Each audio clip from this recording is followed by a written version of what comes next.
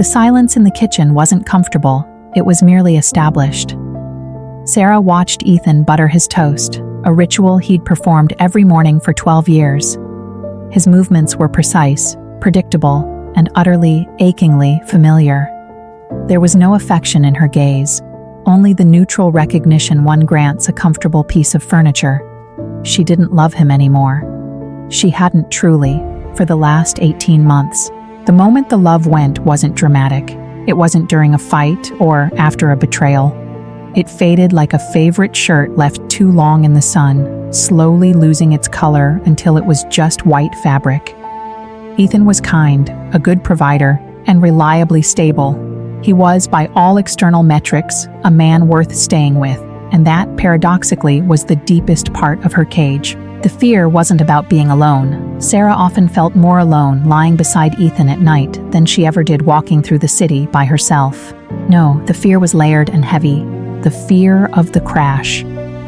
They had built a beautiful, complicated life. The house with the bay window, the shared accounts, the annual trips to Italy.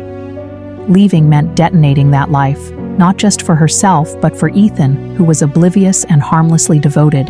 It meant facing the wreckage of their merged identities, the fear of judgment. She could already hear the voices of their friends and family, whispered over brunch tables, but he was so good to her.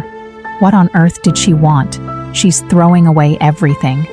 Her reason, I just don't feel it anymore, felt too flimsy, too selfish to stand up against the concrete reality of a destroyed home, the fear of the blank page.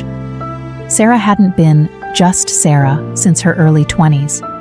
She was Ethan's wife, defined by their union. To leave meant facing the terrifying blankness of an identity she hadn't touched in over a decade. Who was she alone? Could she afford the rent? Did she still remember how to date? One evening, Ethan reached across the sofa and placed his hand on hers, a familiar, warm gesture devoid of romance. She didn't pull away. She looked at the expensive wallpaper, the antique clock ticking reliably on the mantel, and realized the truth. She was scared not of losing him, but of losing the life she no longer had to earn. The weight of the house, the safety of the routine, the sheer inertia of 12 years. It was all a warm, golden cage, and though she no longer loved the person who held the key, she was terrified to fly out and discover she didn't remember how to use her wings. So she stayed, a prisoner of comfort, waiting for a courage that felt too monumental to ever arrive.